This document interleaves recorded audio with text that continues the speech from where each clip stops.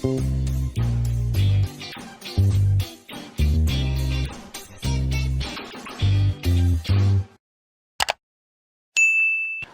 நான் உங்கள் Shabdina. Welcome back to Shabdina's kitchen. எல்லோரும் எப்படி இருக்கீங்க? நல்லா இருக்கீங்களா?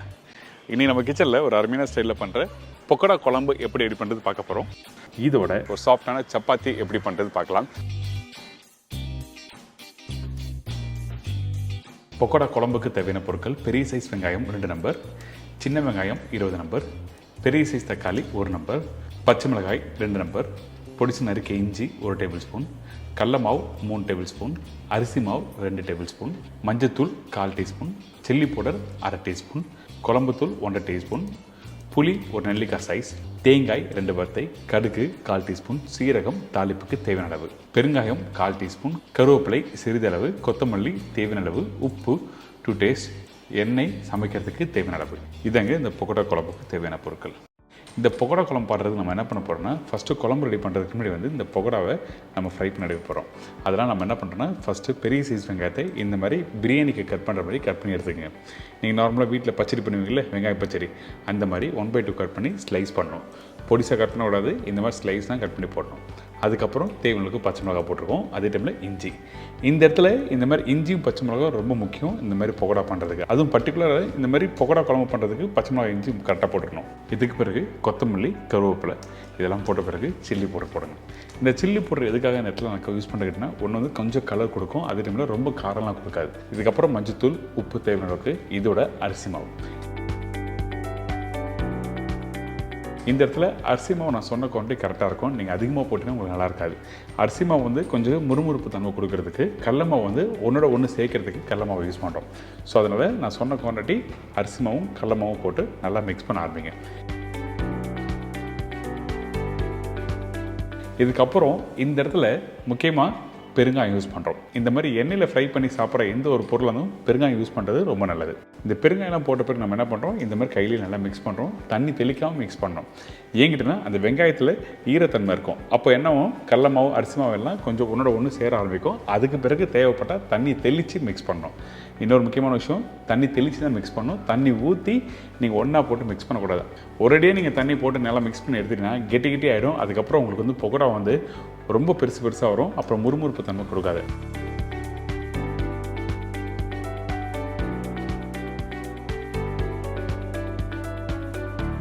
எண்ணெய் கடாய் நீங்கள் போடும்போது மீடியமான சூடில் வச்சு நீங்கள் நல்லா உதிரியாக போடுங்க. போடும்போது பார்த்தீங்கன்னா நம்மளோட விரல் பார்த்தீங்கன்னா அந்த 4 விரல் நசுக்கி போடும்போது தான் அப்போ தான் அந்த வெங்காயம் அந்த கடல மாவு அரிசி மாவு ஒன்றோட ஒன்று சேர்த்து இந்த மாதிரி ஃப்ரை பண்ணி எடுக்கும்போது உங்களுக்கு நல்லா முறுமுறு கொடுக்கும்.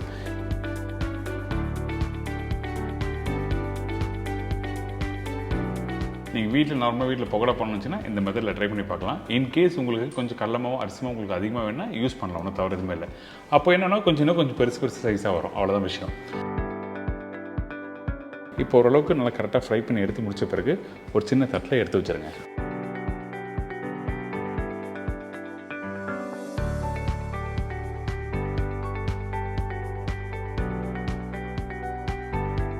இதுக்கப்புறம் குழம்பு ரெடி பண்ண போகிறோம். இந்த குழம்பு ரெடி பண்ணுறதுக்கு நல்லெண்ணெய் யூஸ் பண்ணலாம், ரீஃபைண்ட் ஆயில் யூஸ் பண்ணலாம். உங்களுக்கு எது விருப்பமாக இருக்கோ அதை நீங்கள் யூஸ் பண்ணுங்கள். ஃபஸ்ட்டு கொஞ்சமாக எண்ணெய் போட்டிருக்கேன். இந்த எண்ணெய் சூடான பிறகு கடுகு தாளி போடுறோம். இந்த கடுகு நல்லா புரிஞ்சு ஒரு டைமில் நம்ம என்ன பண்ணுறோன்னா சீரகம் போடுறோம். இந்த சீரகம் போட்ட பிறகு இந்த ரெசிபி பர்டிகுலர் சின்ன வெங்காயம் யூஸ் பண்ணுங்கள், பெரிய வெங்காயம் வேண்டாம். இந்த சின்ன வெங்காயம் நம்ம என்ன பண்ணுறோன்னா 1/4 1/3 ஸ்லைஸ் பண்ணி போட்டிருக்கோம். அதே டைமில் கொஞ்சம் பச்சை கருவேப்பிலை போட்டிருக்கோம். இதுக்கப்புறம் கவனிக்க வேண்டிய விஷயம்னா, நார்மலாக வெங்காயத்தை நல்லா வதக்கிட்டு பண்ணுவீங்களே, குழம்புன்னு சொல்லும் போது வெங்காயத்தை ரொம்ப நேரம் வதக்க வேண்டிய அவசியமே இல்லை. 2 செகண்டை நல்லா வதக்கிட்டு அதுக்கப்புறம் கட் பண்ணி வச்சுருக்க தக்காளியை இதில் போட ஆரம்பிக்கலாம். இந்த தக்காளி அதிகமான குவான்டிட்டி வேண்டாம். கொஞ்சம் நல்லா பழுத்த தக்காளி, நாட்டு தக்காளி இருந்தால் 1 தக்காளி போதும். இதுவே ஒரு சின்ன தக்காளி நீங்கள் போடுறீங்கன்னா அப்போ 2 தக்காளி போடுங்க தேவைப்பட்டால். இதுக்கப்புறம் மஞ்சத்தூள், உப்பு போட்டு நல்லா வதக்க ஆரம்பிக்கிறோம்.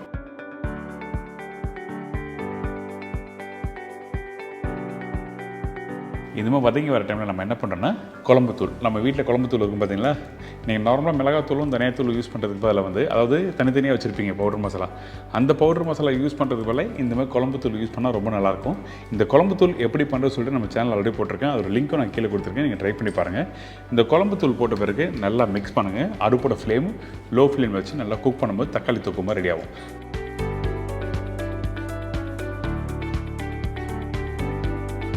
கரைச்சி வச்சுருக்க புளி தண்ணி தேவையான அளவுக்கு தண்ணி ஊற்றி நல்லா கொதிக்க விடுறோம்.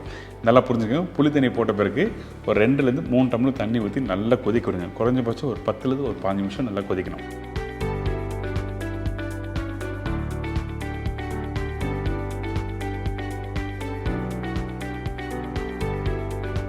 இந்த மாதிரி கொதிச்சு வந்த பிறகு பார்த்தீங்கன்னா அந்த புளி கெட்டியான தன்மை இருக்குது பார்த்தீங்கன்னா, அந்த மாதிரி பக்குவத்தில் வந்திருக்கும்.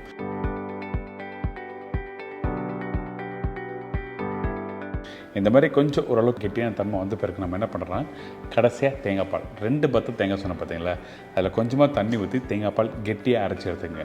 இந்த தேங்காய் பால் நீங்கள் போட்ட பிறகு ரொம்ப நேரம் குக் பண்ண வேண்டிய அவசியம் இல்லை. அதிகபட்சம் நீங்கள் ஒரு 2 நிமிஷம் குக் பண்ணால் மட்டுமே போதும். ஏன் கேட்டிங்கன்னா, தேங்காய் பால் போட்ட பிறகு ரொம்ப நேரம் குக் பண்ணும்போது அந்த தேங்காயோட அந்த இனிப்பு தன்மை எல்லாம் போக ஆரம்பிச்சிடும்.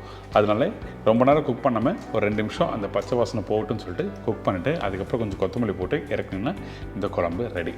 இப்போ உங்களுக்கு தெரிஞ்சிருக்கும் இந்த புகரா குழம்புக்கு இந்த குழம்பு எப்படி ரெடி பண்ணுறதுன்னு.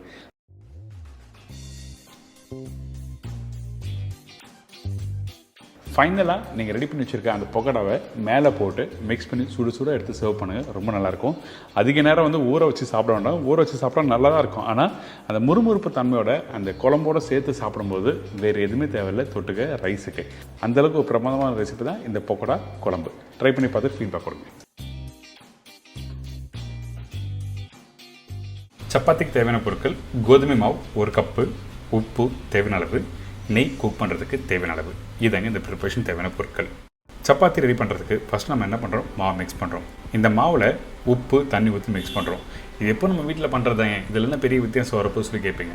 ஆனால் அந்த மாவு எப்படி மிக்ஸ் பண்ணுறது தான் ரொம்ப இம்பார்ட்டன்ட். லூஸாக மிக்ஸ் பண்ணணுமா இல்லை கெட்டியாக மிக்ஸ் பண்ணணுமா அப்படி சொல்லிட்டு நிறையவே டவுட் இருக்குல்ல. எப்போவுமே சப்பாத்தி மிக்ஸ் பண்ணும்போது நல்லா டைட்டாக மிக்ஸ் பண்ணணும். அப்போ தான் அந்த மாவு ஊறின பிறகு கொஞ்சம் லூஸ் ஆகும். அதுக்கப்புறம் ரோல் பண்ணி நீங்கள் குக் பண்ணால் சாஃப்டாக இருக்கும். அதனால் தேவையான அளவுக்கு தண்ணி ஊற்றி நல்லா டைட்டாக மிக்ஸ் பண்ணுங்கள்.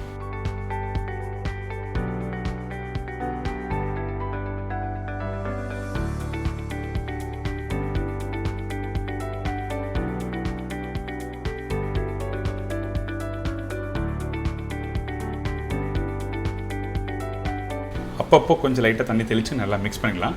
கெட்டியாக நல்லா மிக்ஸ் பண்ணி எடுத்துருங்க. எடுத்த பிறகு நீங்கள் கையில் எடுத்து பார்த்தீங்கன்னா இந்த மாதிரி இருக்கும். நல்ல கெட்டியாக இருக்கும், டைட்டாக இருக்கும்.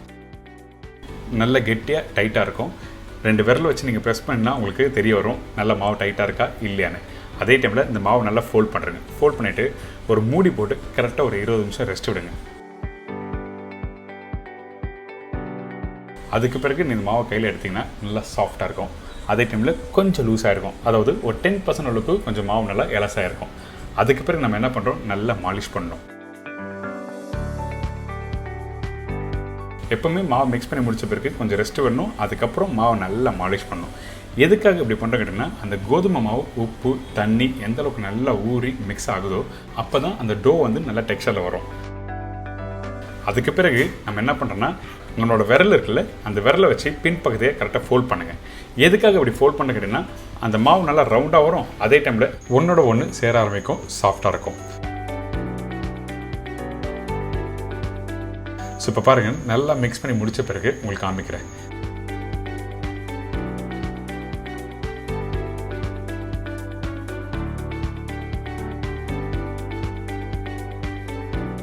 நல்லா ஷைனிங்காக இருக்கா, இந்த மாதிரி தான் வரும். அதனால தான் எப்பவுமே மாலிஷ் பண்ணணும். அதுக்கப்புறம் மாவு நல்லா மிக்ஸ் பண்ணி ஃபோல்ட் பண்ண சொல்கிறேன். இதுக்கப்புறம் ரஃப்பாக கட் பண்ணுறோம். கட் பண்ணிவிட்டு பேடாக கட் பண்ண போகிறோம். அதாவது ரவுண்டாக வந்து சப்பாத்திக்கு தேவையான அளவுக்கு நம்ம கட் பண்ண போகிறோம். இது எப்படி பண்ணுறது காமிக்கிறேன். கட் பண்ணி வச்சுருக்க 5 சப்பாத்தி மாவை எடுத்துக்கோங்க. அதுக்கு பிறகு ரஃப்பாக உங்கள் விரல் வச்சு லைட்டாக நீங்கள் ப்ரெஸ் பண்ணுறீங்க. ப்ரெஸ் பண்ணி முடித்த பிறகு நம்மளோட கை இருக்குல்ல, பெரிய விரல் அதுக்கு பக்கத்தில் ஒரு சின்ன விரல் இருக்கும். அதுக்கு நடுவில் வச்சு லைட்டாக ப்ரெஸ் பண்ணால் இந்த மாதிரி ரவுண்டாக வரும். இதுக்கு பிறகு நீங்கள் ரஃப்பாக ரோல் பண்ணுங்கள். எதுக்காக அப்படி பண்ணுறீங்கன்னா, நீங்கள் கட் பண்ணி முடித்த பிறகு சம்டைம் நீங்கள் பார்க்கும்போது ஒரு சைடு நல்லா ஃபினிஷிங்காக இருக்கும், இன்னொரு சைடு ஃபினிஷிங்காக இருக்காது. இந்த மாதிரி வராமல் இருக்க தான் இந்த மாதிரி ரோல் பண்ணணும்னு சொல்கிறேன். இதே மாதிரி இப்போ எல்லாத்தையும் ரெடி பண்ணி வச்சுருக்கேன். இதுக்கப்புறம் அந்த சப்பாத்தி எப்படி ரோல் பண்ணுறோம் ரொம்ப இம்பார்ட்டன்ட். திக்காக இருக்கணுமா மெலிசாக இருக்கணுமா சொல்லி கேட்டிங்கன்னா இப்போ நான் சொல்கிறேன். ஃபஸ்ட்டு கொஞ்சம் கோதுமை மாவு போடுங்க. அதுக்கப்புறம் ரெடி பண்ணி வச்சுருக்க அந்த பேடாவை ரோல் பண்ண ஆரம்பிங்க.